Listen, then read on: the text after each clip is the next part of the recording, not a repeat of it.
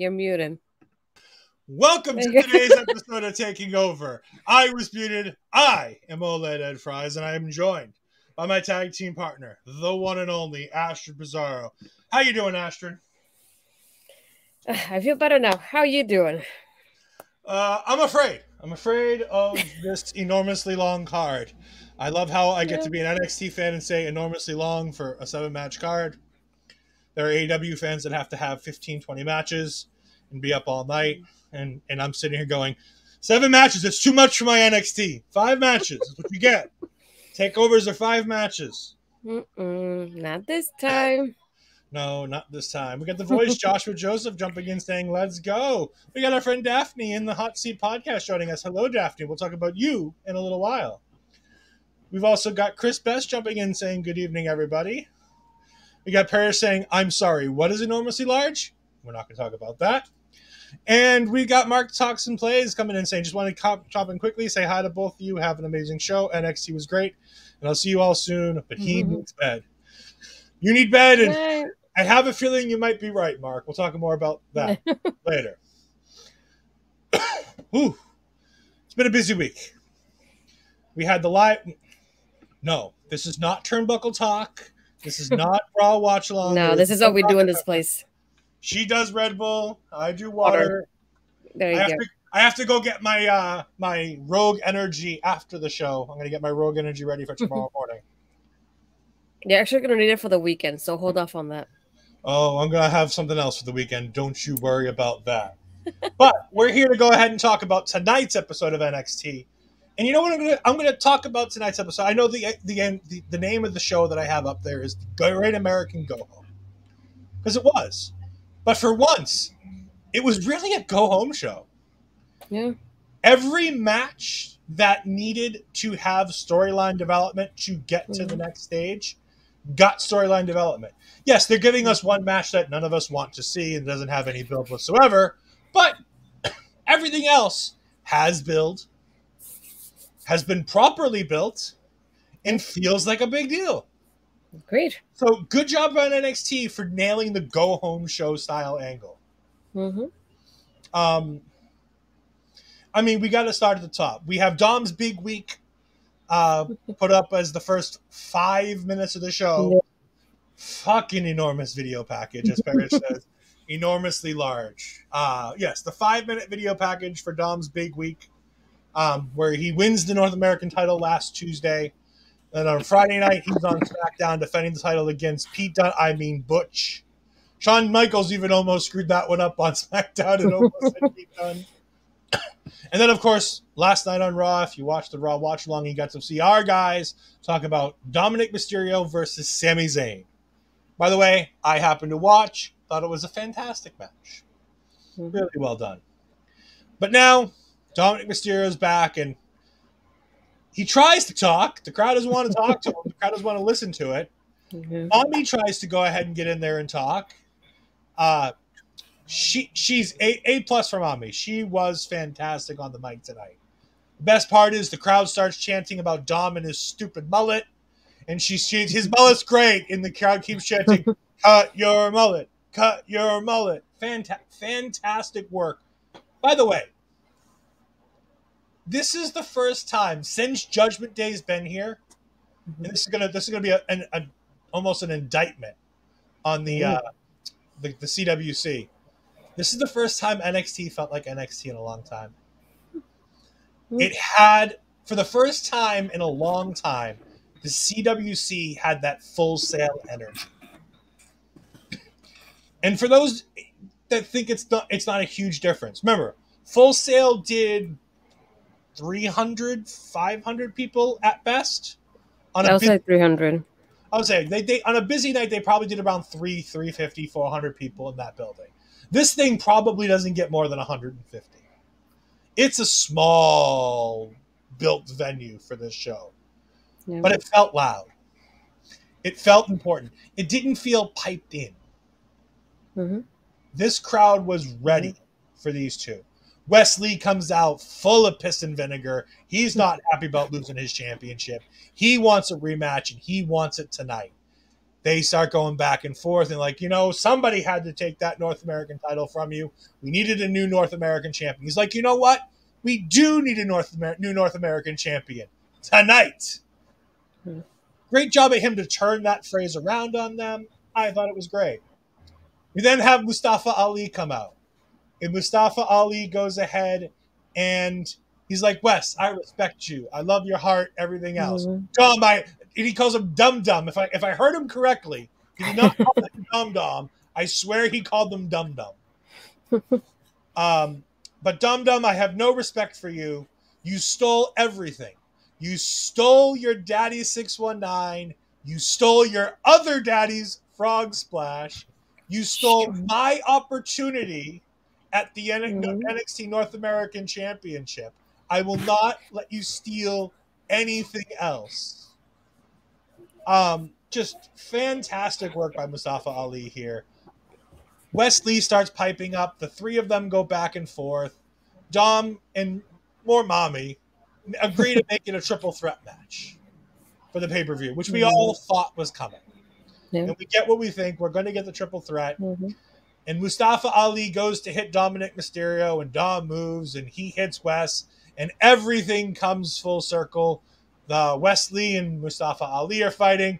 Dom's on the apron, laughing at them from the corner. Just fantastic. We got Chris Best saying, put it this way, I had to mute the TV because of the crowd so I could do turnbuckle talk. For once, like it's not often that this crowd gets that loud. They're normally into it, but there was something like Astrid, you were part of that Full Sail crowd. Talk about the energy that used to be in that building for a Full Sail crowd. Yeah, I feel like it was so rare to have any kind of silence, and if it was silent, it didn't last too long. So just like I'm definitely used to that kind of noise. And not only that, but we were kind of with the theme song that we had at that moment, we were always stomping on the bleachers with the theme song too. So that's another thing you always heard. So we always had something going on. Somebody would chant something and everybody would just follow suit with it. So it was super rare that it was quiet. Super, super rare at this point. Your thoughts on the triple threat about the Dominic Mysterio being the North American champion, everything surrounding this 1 week on? The only thing I do want to highlight with him is that I like that he was in every single show. And I think it's great for the championship to like highlight it in that way. It's like, if you want to see more Dominic in the championship ring, go watch NXT as well. And I feel like when you think about the marketing aspect, that's a great idea to do it with. Is like, go have him across brands with different people, different matches, and it elevates that championship there, and it also presents it to people that haven't or don't know about it, haven't seen it yet. Yeah, like you said, we already knew this triple threat was coming. There's just a confirmation for it. I definitely love that line from Ali. It's like, you stole the frog step from one of your daddies and the 619 from the other one. Prices. And I love also how Wes came out like so fired up, because it shows his passion for the title more than anything. Seeing how fired up he was, like, no, you're not talking to me that way. I'm the one talking now. I'm in charge here. And then not only that, but he even said, he's like, it was 269 days and it made me a better competitor. I put my heart and soul into that title, like the way he speaks about it, and that you can see that passion in him. And I really love to see that in his character tonight. It was chef's kiss. I mean, that North American Championship, let's not remember that thing, the six-way ladder match when it was installed. And some of the biggest names in NXT have held that title, but it never felt special with any of them. When Ricochet had it, when Adam Cole had it, when Johnny Gargano had it, there was always something different. And then Mello got the title, and he made it, as he called it, the A Championship. Whether it was or it wasn't is point for argument. Mm-hmm. But he made it the A Championship because that's what he called it. And he went out there and he defended it like it was the NXT title. Yeah. And then Wesley got it. After a couple bounce arounds with it, it ended up in Wesley's hands. And that man took on everybody and anybody and made that title feel special. And some people feel like he got cheated. You're supposed to feel that way. What do you expect? Dom's a criminal. I used it as an example to get Dara's comment back up there. But no, it's exactly what it is. You fell for the bait. Everybody bitching that Dominic Mysterio shouldn't be the champion, that it feels like it cuts Wesley's reign with no respect. Sure, you're falling for what they want. They want you angry. They want you irritated. Now, fans sometimes get the wrong idea, but that's the beauty of a heel like Dominic Mysterio. Mm-hmm. He cheated. He snuck in and got an opportunity that he didn't deserve. He won the title by dishonest means. He's most likely going to drop it in 6 days. Yep. I don't think there's any way he walks out of that with that championship. But he may have one of the best short reigns of any champion because he has put that title back on the map. And as some of these comments are saying, put himself further on the map. The voice Joshua Joseph. It's truly amazing to see how big and how well of a wrestler and entertainer Dom has become. Absolutely. Yeah. He still has the most punchable face in wrestling. This kid has done something extraordinary from being just a person whose dad got him into the business to being part of storylines that make sense, and he feels like a legitimate heel. He has go-home heat without having X-Pac heat. And that's a rare feat in WWE these days. Chris Best has the people talking. Barry Monkey. Dom is amazing. He's got something. He just looks so comfortable in the ring, playing that role to perfection. Absolutely. The Dirty Dominic Judgment Day character has been such a revolutionary resurgence for him because he didn't feel legitimate when he was with Ray, when he was a babyface. It didn't fit. But like every good wrestler will tell you, Triple H has said it. Eddie Guerrero has said it. Everybody says it. You never really know who you are until you get to be a heel. Being a heel brings out a certain specialty in so many great wrestlers. And no, not every wrestler can be a great heel. Cora Jade. Rey Mysterio. To be honest, Rey Mysterio, one of the greatest wrestlers in the world, is an absolutely awful heel. Anybody who watched 2000s WCW and saw him as a filthy animal can tell you he's an awful, awful heel. But he's one of the best babyfaces to ever grace the World Wrestling Federation and WCW. Yeah. Dominic is well deserving of the North American title. Seeing that title outside of NXT is so cool. I also love the conversation going on about why does Dominic get to have the title when Solo Sikoa had to give it up? The biggest reason they want eyes on NXT right now. Solo Sikoa was being brought up to get away from NXT, whereas Dominic Mysterio was being brought to enhance NXT. So when Solo won it while he was part of the main roster and they took it away from him, it's because they didn't want to distract from the bloodline. Whereas now they're using this to enhance NXT and enhance the Judgment Day. If you have any thoughts, please jump in. The other thing I was thinking of is just, I get that part. Just when you think about it storyline-wise, it doesn't also not make sense when one of them gets to keep it and not the other one. Obviously, we know the reason why, but it just doesn't make sense. Like, it's not consistent, to put it like that, in other words. So that's the only part that I'm like, The only part for me more than anything is just like, when I saw the match that was scheduled between Wesley and Dominic, I never in my mind it crossed in any way, shape, or form that Dom was going to win that match. So I feel like it was also great in the marketing aspect too for that. It's just the surprise that it gave people, whether it's positive or negative, because people were watching the match expecting Wesley probably to retain, and then to get that surprise that Dominic won it. You know, you can't imagine all the social media buzz you're going to get out of it, whether it's positive or negative. So for me, it's just like, I'm happy that NXT is getting, to be highlighted in this way. It's just like, to me, I'm still shocked that he won the match to begin with, because I'm not over that part of it, because in my mind, there was no way that was going to happen. I'm like, I know what the momentum Judgment Day has. I kept thinking still, just like, it's not his time. I was just thinking that Wesley has such a great reign. I don't want it to end. And, it's going great. And then Great American Bash is happening not too long after. So I doubt he's going to drop it tonight just to, have the pay-per-view later. So all those things running through my mind, I never thought Dom was going to win it. So that's the only thing from my point of view.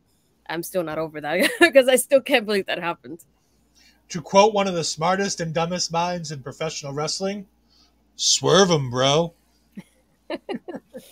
Oh, Vince Russo. We got Tony D'Angelo backstage talking to Mackenzie Mitchell with Sax next to him. They're talking about how great last week went. They're talking about how it's going to go on Sunday when they're going to become the new tag team champions. In walks Bronco Lima and Lucian Price. And they're like, no, you guys might win on Sunday. Might win on Sunday.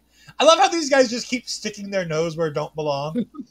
Like, what a perfect way to debut two heels. Heels.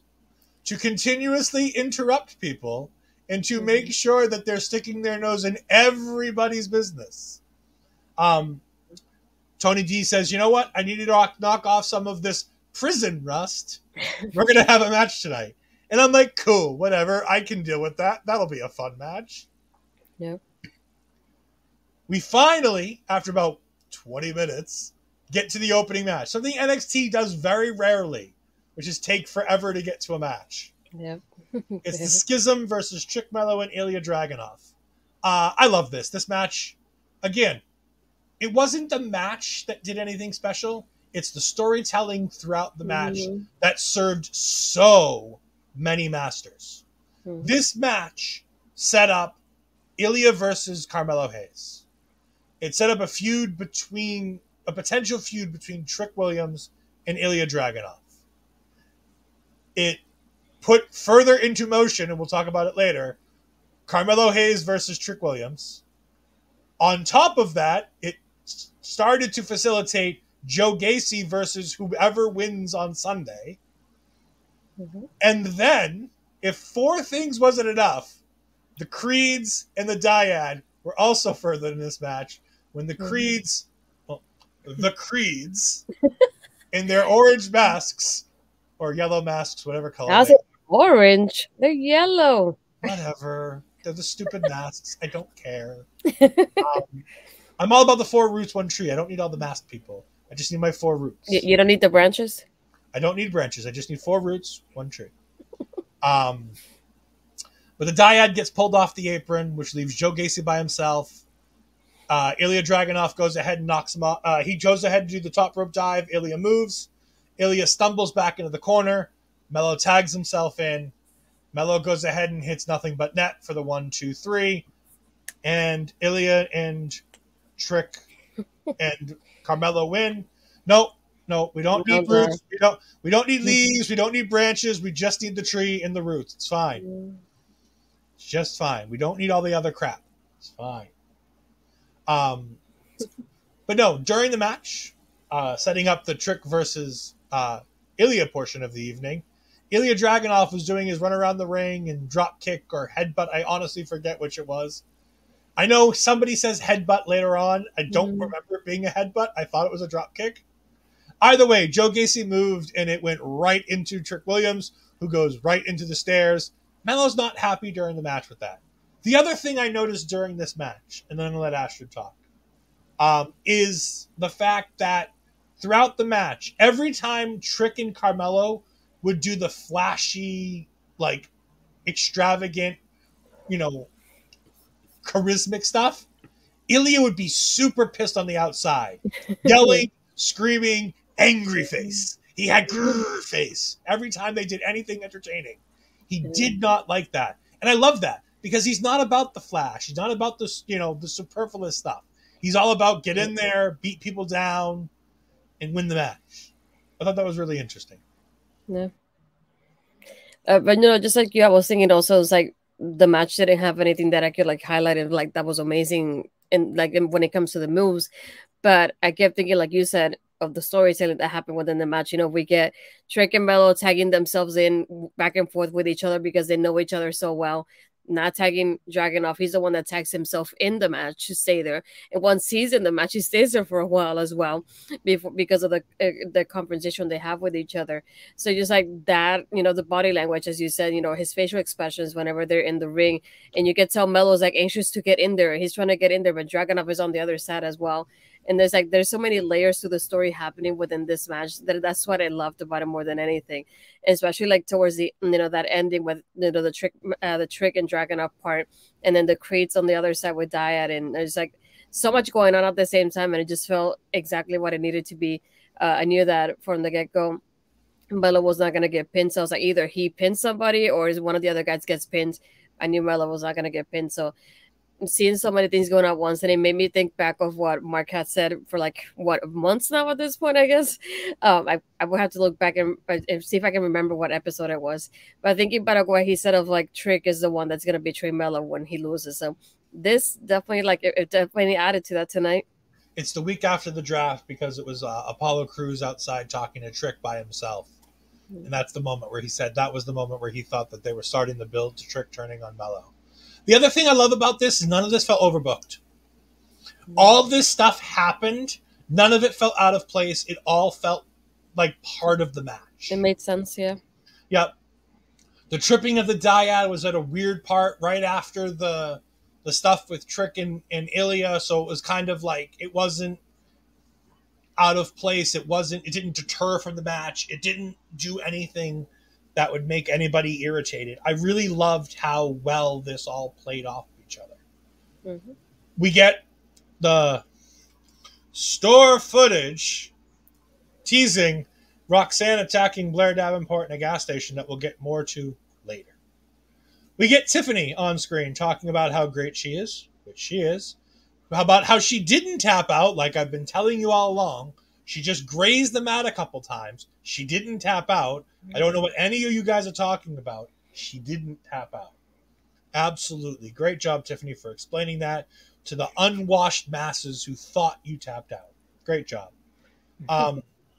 She talked about how gracious she is for giving the world what they want. Everybody wants this rematch, fine.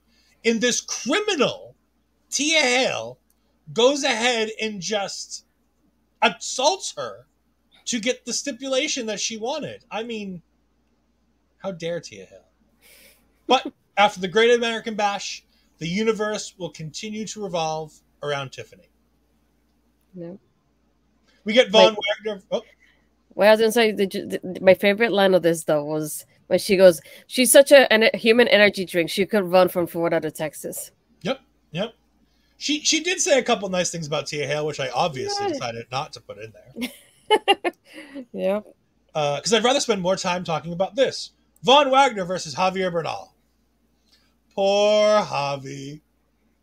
We love you, Javi. Rest in peace. Javi, can you stop picking on Von Wagner, man? We want so much for you to do well, but if you keep picking on our boy Von, like, how can we root against our man Von? Like, the story for Von has been so great. The crowd's cheering him when he comes to the ring. It took them a while, but they got there. They did remember that they... Did you notice at the beginning when his entrance started, nobody made any noise? And I was like, oh, God. Oh, no, they forgot they're supposed to cheer for Von. And there was just one guy in the crowd that was really loud, and everybody else remembered that we love Von. Dara's right. Javi, pick on someone your own size. Yes, poor Javi. He picked on Von Wagner. It didn't last long, and it didn't go well for Javier Bernal. He got beat pretty quick. And then, showing Von's change, he didn't put Javier Bernal through the table because he's a monster. No, the crowd was chanting for the table. How could Von turn down that wonderful crowd? They love him. They wanted to put him through a table. So he did. And then, in a split second that made me almost jump, and I bet it probably made this horror girl herself probably almost jump up. Braun Breaker goes ahead and spears the holy hell out of Von Wagner. And then tries to beat him up with a chair. Yeah, the funny part about this, I forgot who was in commentary. It said Vaughn's name, and it almost sounded like Braun, and I thought, oh no, Braun's coming out. I don't know why I thought of that. And all of a sudden he comes out, and I was like, what? What did you say? It took me a moment to realize it was him, though. Unless I was like somebody's speaking, I'm like, who's doing that to him? And then I was like, ew. And I was like, nice, the guys, they're similar names, Von Braun, and then that's not gonna help me when we discuss the match later on. But I guess he is picking somebody, I guess his own size, kind of. I guess. Well, Braun is, but not Javi. I know Braun is big bad. So maybe Javi would learn from that. I don't think Javi learns from anything. Love you, Javi. You're great. Melo and Ilja are backstage, and Melo's trying to smooth things over with Ilja Dragunov because he doesn't. And I like that. He's like, look. Trick got a little crazy. I'm trying to keep him under control. Mm-hmm. Just, give us the. And Ilja's like, I get it. Like, he's mad. But, we got a big win. Yada, yada. Trick comes in. He don't give a shit about being polite. He don't give a shit about being professional. He comes in there. And I swear, Trick says that he's going to call him out next week. I swear, I thought Trick so too. next week. This definitely didn't help me because in my mind I kept thinking, okay, the PLE is on Sunday, and I thought I heard him say next week, so I was like, then what's the point in that? I was like, and then I was like, wait, is there one more week before the show? And I was like, no, wait, because I remember being the 30, It just took me a moment between like what he said, and then I was like, I don't know, you lost me there. It happened. Yeah, it was weird. I don't know what happened there. And I'm going to go on a little bit of a rant here while Astrid gets a sip. Do you have any thoughts before I go on my little rant here about the next segment? Gable Steveson and his decision. This is not what I wanted for Corbin. I'm out. Yeah, so mini rants. This was stupid. I hated this. So Gable comes out and he, vaults and flaws. Oh, that's not the words I'm looking for. He talks about how great his amateur career was. And he talks about, I have 2 national championships. I won a gold medal. To which I instantly responded, but you didn't do it with a broken freaking neck.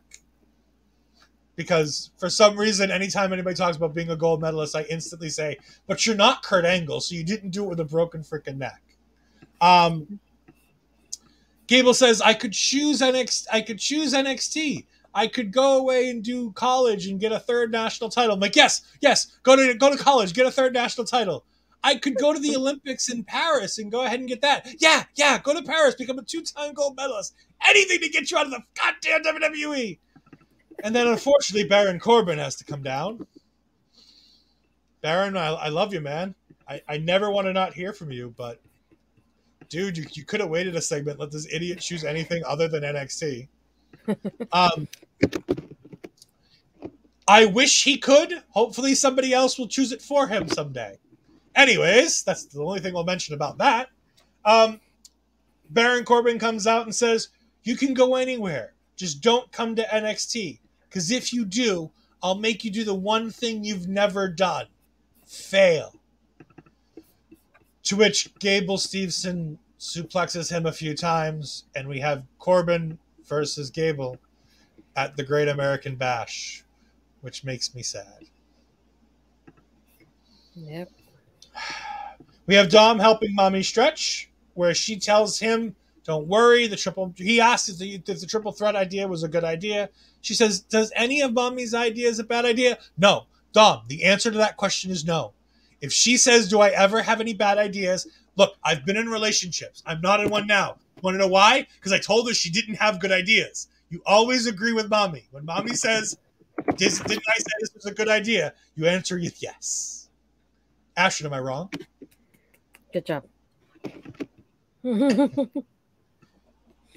I mean, it is what it is, right? Like it's not an incorrect statement. But I like this. This was a fun little segment. It makes Dom feel like the little sniveling heel that he is, and makes Mommy just feel that much better. We then go ahead and get Dana versus Cora. I'm going to let Astrid talk about this match, but I'm going to say one nice thing before I go. They worked hard. They tried really hard. Astrid, I'll take that for now. No, it's just like I know the match was nothing out of the ordinary or anything like that I could highlight, but I feel like they had a good chemistry tonight. I like how they had a good back and forth in here. The only part that bothered me was like I still don't like Cora's gimmick. So her going when she had Dana in the corner with the kendo stick with her arms crossed like the way she did, and she goes ha ha, and then she just like knees her in the face. I was like, I could have done with that laugh in there because it just doesn't fit her, and I hated that. But I love especially parts of like Kelani coming out with the kendo stick pink and giving it to Dana for her to use it. even the ending in itself, the way everything just happened, and I feel like it wrapped up very well. I just was expecting Cora to win because I feel like she's always winning lately for some reason. So I was very surprised that Dana won the match though, and then based on Cora's tweet after the show, she tweeted just goodbye. I wonder if we're gonna get some kind of tweaks, I guess, to her character, some kind of changes to it because she definitely needs it. I think she's headed to the main roster, and I think that's a mistake. Agreed. I think bringing her to the main roster as a heel is a bad idea. I think bringing her to the main roster in any way, shape, or form right now is a bad idea. I think that there's a bright future for Cora Jade as a babyface. But I don't think bringing her up now is going to be anything good for her. But you never know. They might surprise you. We get Mello backstage with Trick Williams, and Trick says, I'm going to call him out. And Melo's like, you really shouldn't do this. Come on, we got to be professionals. We got to be better than this. You know, I'm the champion. We can't be doing stuff like this. I got to do this. And he goes, oh, no, sorry. Yeah, and then, sorry. That was earlier on when we had the three of them there after Ilja walked away. Here's the segment where Mello is talking to Ilja, and he tells Ilja that Trick's going to call him out. And Ilja's like, that's fine. He's like, it's not going to be a match. And he's like, good, I don't want a match. I want to fight. And Melo's like, no, we can't do this. Like, come on. Let calm down. Let me see if I can calm him down. And Ilja just plays it out flat. If he calls me out tonight, I'm going to break him. And then I'm going to break you on Sunday. And again, this feud hasn't been the most amazingly built feud. It hasn't. We'll be honest. But it's really good. All the storytelling beats have been there. And for a short built feud, it feels like it's been going for a while. And the respect angle doesn't feel undervalued or misplaced. Any thoughts on Ilja and Mello as of this point?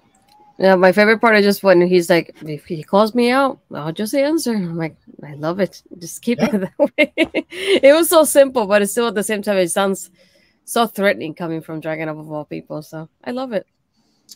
Speaking of people loving things and all kinds of wonderful love, Astrid got shown the love this week on Twitter when we put this clip on Twitter, and the Queen Zelina Vega herself went ahead and retweeted it. So we're going to show it to you in case you've missed it. This is from this Sunday's live Astrid Asks, where I interviewed Astrid. She's talking a little bit about backlash and a little bit more about representation. You've talked a lot about that, and you talk a lot about representation when it comes to the people who've inspired you and things going forward. You've talked at length in print and on camera about the joys and tears that backlash brought to you and the representation it helped foster. Do you have anything left to talk about that moment in that arena and that whole scene of WWE bringing a special show to Puerto Rico and having the talent that they had on the show be there? I think it's just one of those moments that I'm glad I was watching it live as it was happening, because I thought it was one of those moments that I was tearing up, literally crying when Zelina was crying with her gear. And I thought my brother was going to make fun of me because he would definitely make fun of me when I'm crying. So I really thought he was going to make fun of me for it. But at the same time, he just kept watching it with me. He encouraged me. He's like, you know, it's amazing to see this representation on screen. And, you know, having that pay-per-view in Puerto Rico after not being there for so long, you know, hearing how loud the crowd was from beginning to end, their energy didn't stop at all. And to get the Puerto Ricans there and have that representation, you know, from Zelina to Savio Vega to Carlito and even Bad Bunny of all people at the end. But it's just amazing to be able to see them highlight those people because they knew they were in their home. Yeah, it just meant a lot. I think the only thing I wish it would have been, like I said, it was bittersweet because I definitely wish I would have been there in person. But at the same time, I feel like it was great to watch it at home and be able to watch it live and cry all my tears out, even though I still have more left to cry if I see it. And remember, while it's not live anymore, it is still available on YouTube and Twitch for you to go ahead and check out the extended interview. It's about 50 minutes. It was a really fun time. We took some questions from the audience. I had a whole bunch of questions. It was a really good time. We have Charlie Dempsey and Drew Gulak backstage training. Damon Kep comes up and he says, look, I'm looking for new training partners. I need training partners that are going to push me. You guys want training partners that have grit. And I'm like, oh, I heard the word grit. That means Edge is coming. You can't say grit anymore and not think of Edge. He's the grit couple. He's the grit man. I got worried. That's true. But apparently they're going to be a team now. So it's going to be the Diamond Mine 4.0. Dang. But I like the again, Miles was the one that Dempsey was working with before Gulak came in, and he actually said Miles on screen, like he said his name. And I like how Gulak comes in, he just like, oh, these athletes are just built for speed and tough and not toughness, and that's about it. And all of a sudden, I'm like, the way I saw from the camera, I couldn't tell who it was on the ropes, and I see that one, I'm like, who is that? And it took me a moment to realize it was Damon as they got him closer up. I was like, oh, okay, not who I expected it to be. Yeah. But we get Lucian Prince and Bronco Nima taking on the D'Angelo family next, with Scripps on the outside. I'll be honest, I missed a bit of the beginning of this match, trying to understand what the fuck was going on between Vic Joseph, Booker T, and Reggie, and whether or not to call him Scripps or call him Reggie. I don't understand what anything was that was going on. I don't understand if Scripps was mad at Vic for calling him Scripps. I don't know if he was mad at Booker T for calling him Reggie. I don't know why Booker T kept calling him Reggie when, if anybody, Booker T should have called him Scripps. I don't know. I don't get it. It's so stupid. I think he said there was a part that he said something along the lines of, "Oh, he's not a man of the street, so you gotta call him Reggie." And I'm like, what is that supposed to mean? But just like that back and forth, and then I think it was when Booker said like called him Reggie that he went like that, and it just like it was so funny to watch it. I couldn't concentrate on the match because of the commentary on this one. I hated that, but I'm like, I felt like there was nothing really to highlight out of the match. My favorite part was obviously Axiom coming in there kicking Scripps as he did while he was on commentary. That's all I needed. He just looked like a kid jumping around and assaulting another man. It's just unnatural. The one thing I'll say is I really liked, and I know we had some people who didn't like them last week. Bronco Nima and Lucian Price looked fantastic in this match. And not just when they were in there with Tony D'Angelo, but just like in general. They had a way longer match, obviously, but it was a much better match for them. It felt more complete. They can sell. They have a unique offense. The Viper-like clothesline that Lucian Prince does, where he's on the ground, like chin almost on the mat, almost Randy Orton. You know, like how Randy Orton had like the hand pose? Yeah. Like Lucian goes even further down, and he's way down at him. But I really liked the two of them looked really, really good in this match. I mean, the D'Angelo family looked fine. Like, I'm not trying to take away from them, but this was a showcase match for Lucian Prince and Bronco Nima. And if they can continue this level of ability, they could be tag team champions in the very near future. These guys, they feel like they fit in. They feel like they look good. I'm excited.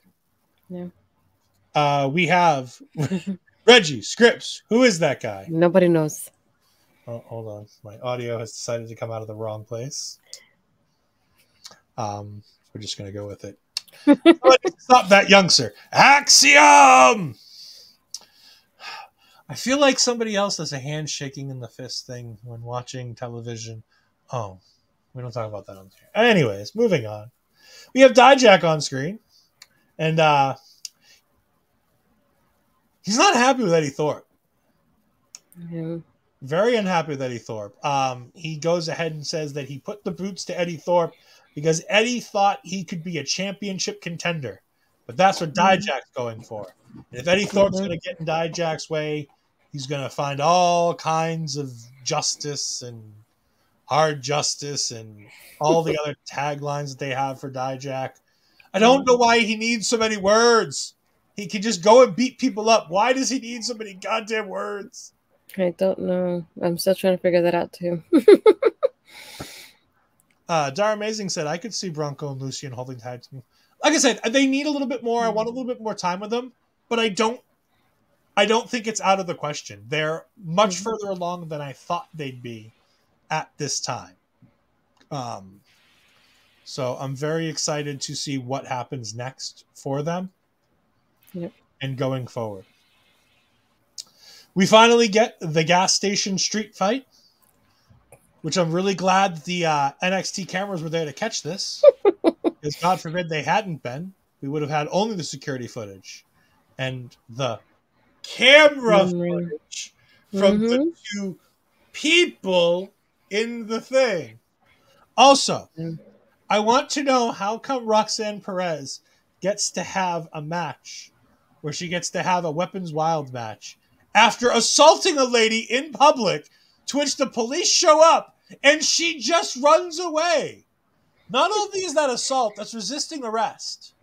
But she's ready for Booker. You can't deny that part. So, there you go. There's no defending this, Astrid. Trouble. This Roxanne Perez is trouble. We can't have this.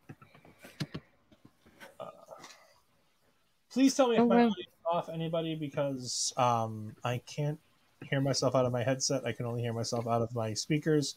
So if there's any audio issues, no. I can hear you. The Supernova sessions come up, and there was a lot in this.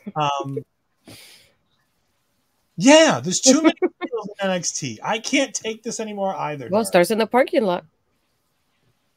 I mean, and it's not the first time. Like, we had, who was it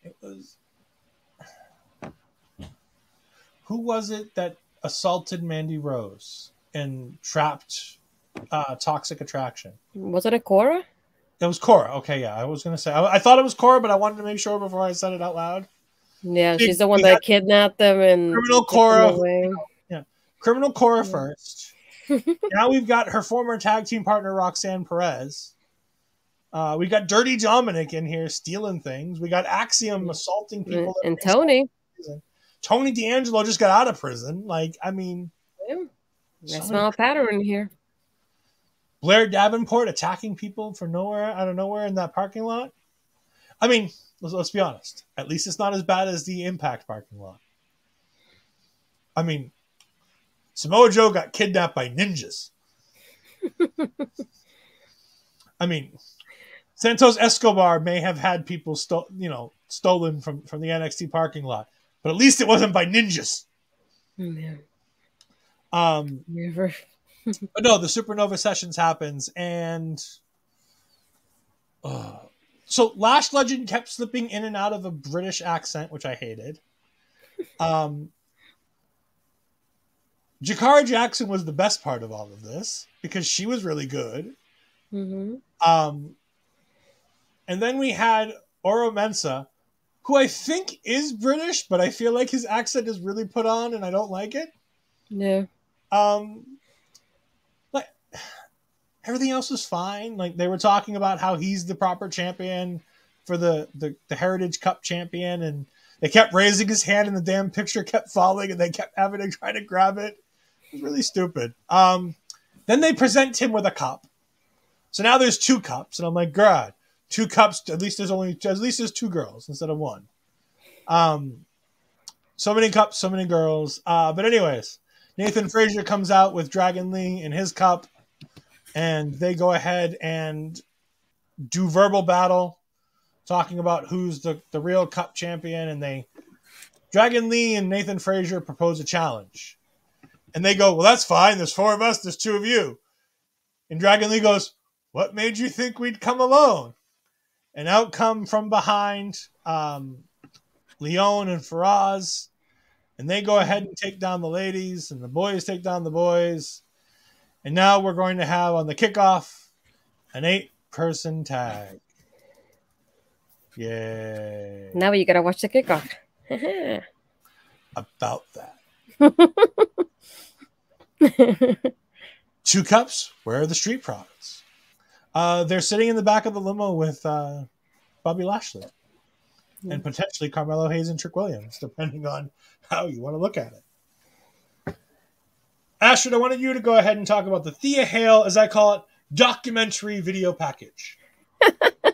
I had a feeling that was going to be me. No, I really love this. I don't want to call it a video package, but I love the part of having Andre tell her story.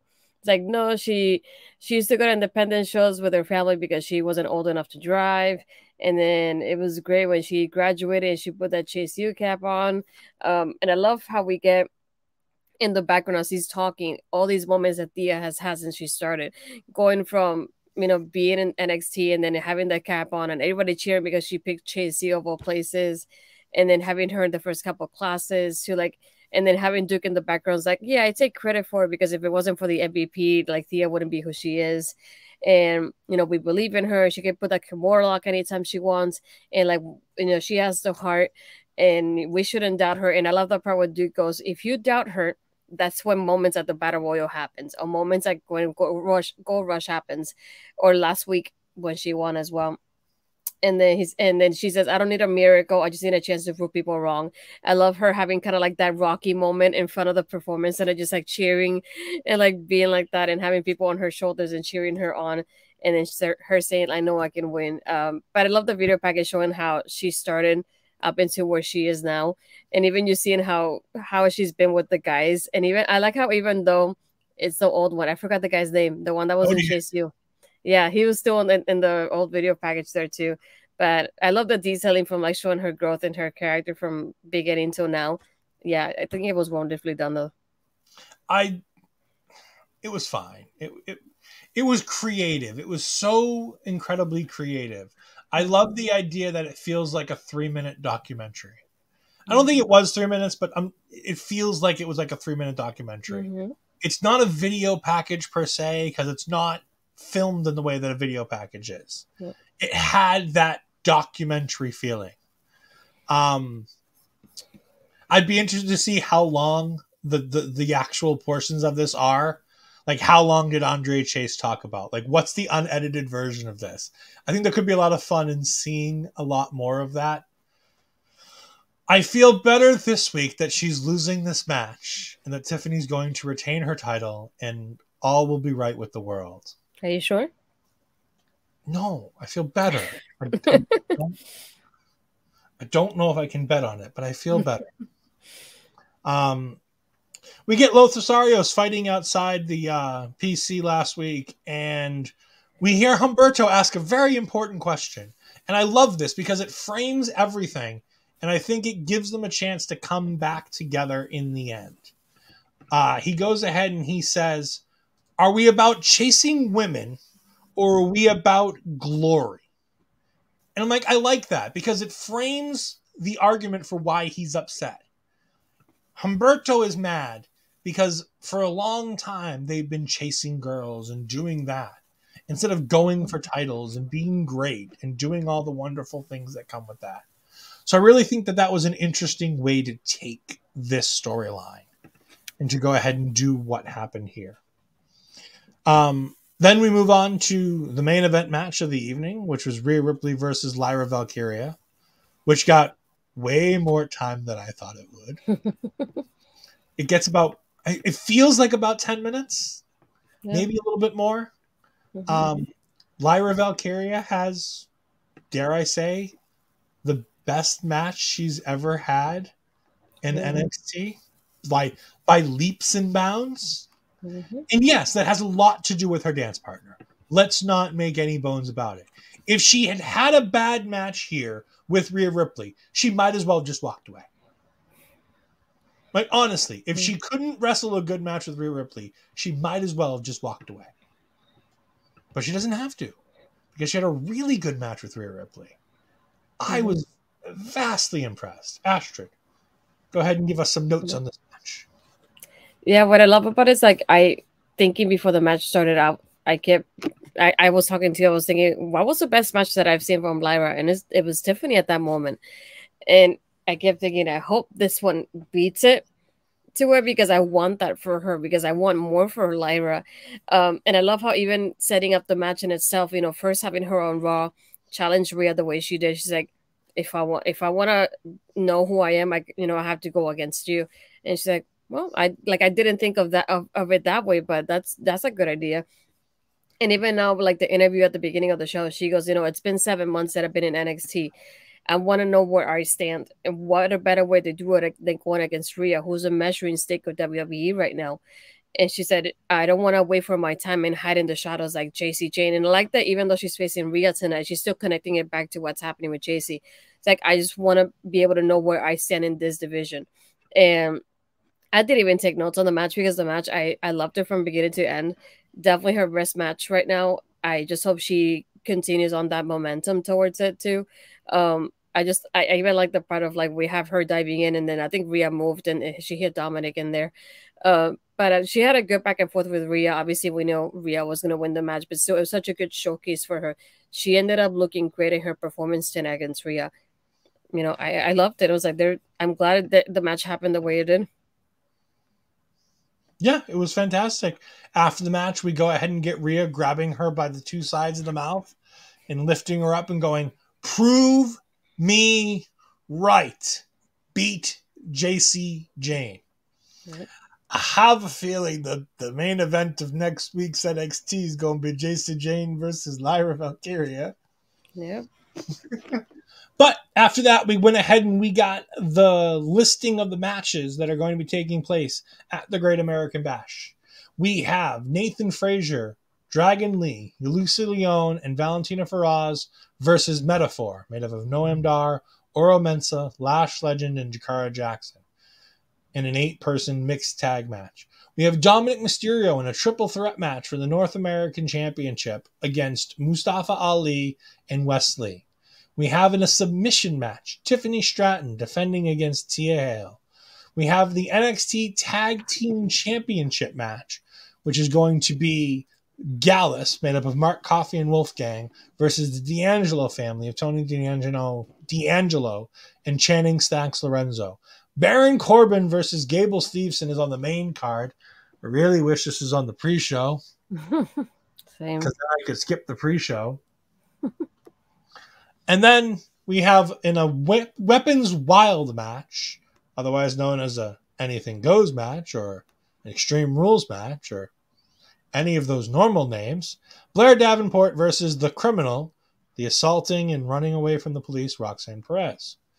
And then, of course, we have in our main event, Carmelo Hayes defending the World Championship, the NXT title, with Trick Williams against Ilja Dragunov. Yeah. And you know what? I like talking about NXT. You like talking about NXT. You know somebody else who likes talking about NXT? Who we talked about NXT, the Great American Bash last year. Ironically, the same match, the same show. We're bringing on this Saturday morning, or Saturday afternoon, I should say. Steve from the SCW Wrestling Channel will be joining us as we go ahead and do our NXT Great American Bash preview show this Saturday, 2:30 Eastern. We are going to be having a wonderful time with Steve. Steve is a friend of the channel. We've been lucky enough to appear on many of his list videos. Astrid appeared on his preview show for the Backlash show. Like I said, last year we happened to be on the Great American Bash show with him last year going into the show. So I thought it was great that we got there on that. But you want to know what else is coming this week from Olay? Well, here it goes.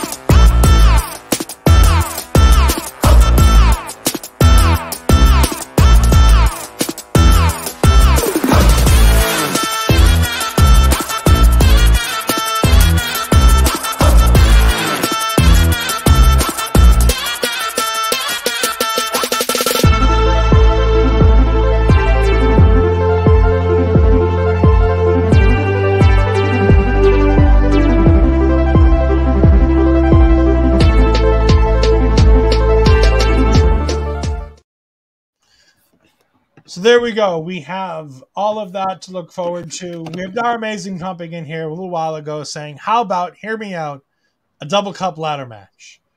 God, that sounds like a bad idea. I would not want to have to try to lift one of those cups off of a rung, off of that ladder thing. Those things look heavy as hell, man. I don't know if I want to lift one, let alone two of them. Sounds like a just recipe for distraction.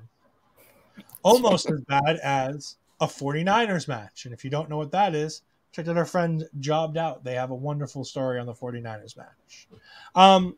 We then get the main event segment. Not the main event match. We already talked about the main event match. We get the main event segment where we have Trick Williams calls out Ilja Dragunov. Let's be frank. Gets his ass whooped. Like, gets his ass properly whooped by Ilja Dragunov. Ilja does those two diving shots to the face. He does one where he's just standing over him and does it. He does another one where he goes all the way back and does it again. And he gets ready for the Moscow missile, but Carmelo Hayes goes ahead and takes the bullet for Trick Williams there. And I thought it was interesting. Ilja Dragunov says, Melo, I respect you. You have loyalty. Your friendship to Trick is all you're going to have left come after Sunday.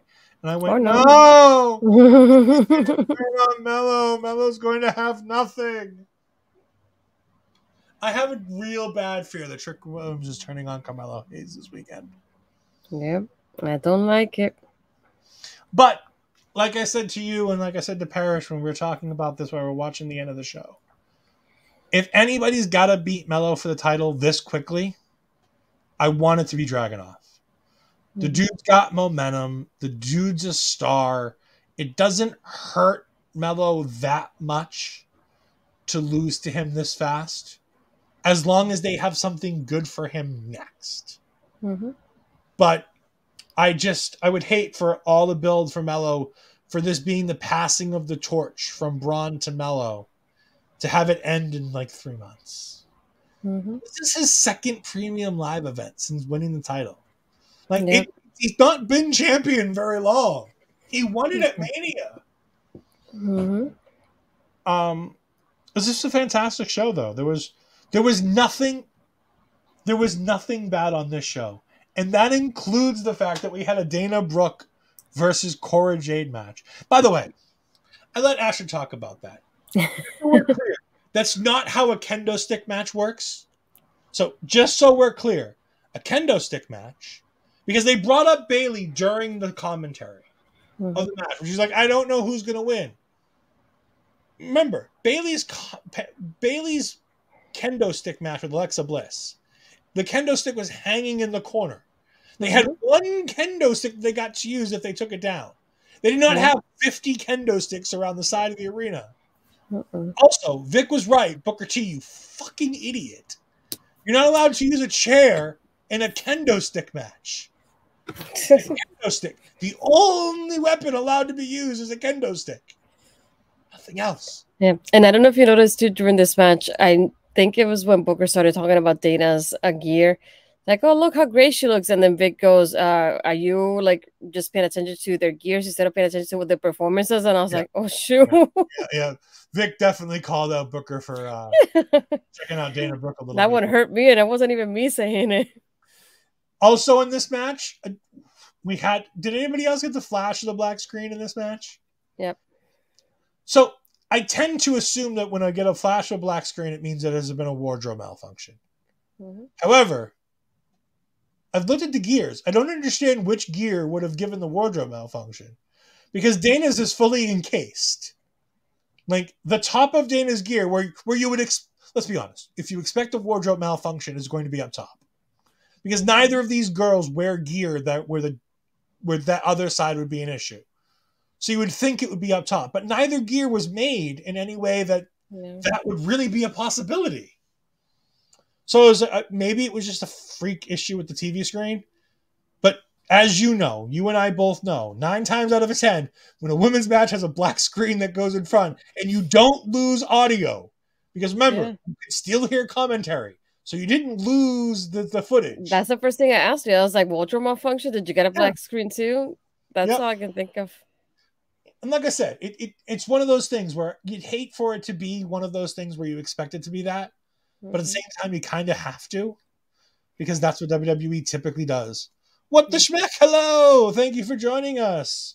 I appreciate the first time chat. Hello. Tell us all about yourself and where you come from.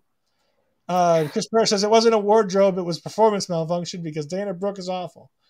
Normally, I would agree with you. Dana wasn't terrible in this match. She wasn't good. She'll never be good. But she wasn't terrible in this. Neither one of them were. They had a good time. The women excelled tonight. Like, think about this. We had the ending of the Dana Brooke Cora Jade feud. We had the 2 video package segments for Tiffany Stratton and for Tia Hale going into Sunday. We had the setup for Roxanne Perez and Blair Davenport with the street fight in the gas station. That's 4 women's segments on this show tonight. And all of them got decent time. The Cora Jade match was, what, 6-7 minutes maybe? Yeah. Decent time for the 2 of them. Rhea Ripley versus Lyra Valkyria had at least 10. Yeah. And then the video packages are probably, what, a minute and a half a piece? Probably, yeah. But they were decent video packages. Like, they weren't just thrown together 2-second video packages. Like, they meant something. Both of them recapped who they are. Plus, we had Leon and Feroz with Metaphor, and that made also sense too, the way they were brought up. Ed is clearly drinking on stream like me with that nonsense. No alcohol here, just great wrestling takes. But that brings us to the end of the show, and we are going to find out where we can find Astrid. So, Astrid, tell us where we can find you this weekend. Oh, I didn't fix that. Hold on. Go ahead. You can find me, I don't know, for Friday, maybe we'll do Lottie Fashion Showcase, but on the weekend, like you mentioned with the graphic, we're going to have to see for our predictions, and then Sunday night, we'll be here for the post show for the Great American Bash. Other than that, you can find me on my social media, like it's there below. And then Sundays, you can see my NXT review on Women's Wrestling Talk. You can go ahead and find me on the Twitter at EdFries12584, or X now as they're calling it. I don't know what they're calling it. You can't find me on no Blue Skies. I don't need no Blue Skies. You can't find me on my threads. I got my great shirt. I don't need no other ones. You can go ahead and find me on Twitch with all my gaming content at EdFries2002, where I will be posting Marvel Snap stuff, Midnight Sun stuff, WWE 2K23. We just got a brand new package from 2K23, so we'll probably go ahead and jump into some of that. All kinds of fun stuff. This weekend, we're going to need the Rogue Energy. Go to rogueenergy.com or scan that QR code right below Astrid to go ahead and get your Rogue Energy. It'll take you right to the website. If you want, go ahead and drop that promo code. We'll save you 10% off your order. Rogue Energy is a fantastic natural energy drink, less sugar, all kinds of less of those bad stuff that all the other energy drinks have in it. Rogue Energy is much better. It's better for you. Go ahead and get your Rogue Energy. I, as always, will tell you, get the watermelon. Watermelon. You say the watermelon like it's a bad thing, Astrid. Stop. I didn't say anything. No, I'm not on X. I am just on Twitter. And whatever the new black X thing on Twitter means, I don't know. I don't follow much what happens on Twitter. I'm just there. And you'll find Ed tomorrow on Marvel Talk too. Yes, I did forget about that. Marvel Talk tomorrow, live. Astrid, are you going to be joining us on Marvel Talk? Maybe. We'll be having Boris, one of Andre's friends, joining us tomorrow. I forget where he's from. I really should know these things, but I don't. Sorry, Andre. I let you down. Oh, Paris don't know. I should know. Anyways, we're going to go ahead and jump out of here. Thank you all for joining us. We'll see you next time. Goodbye. Everyone is watching.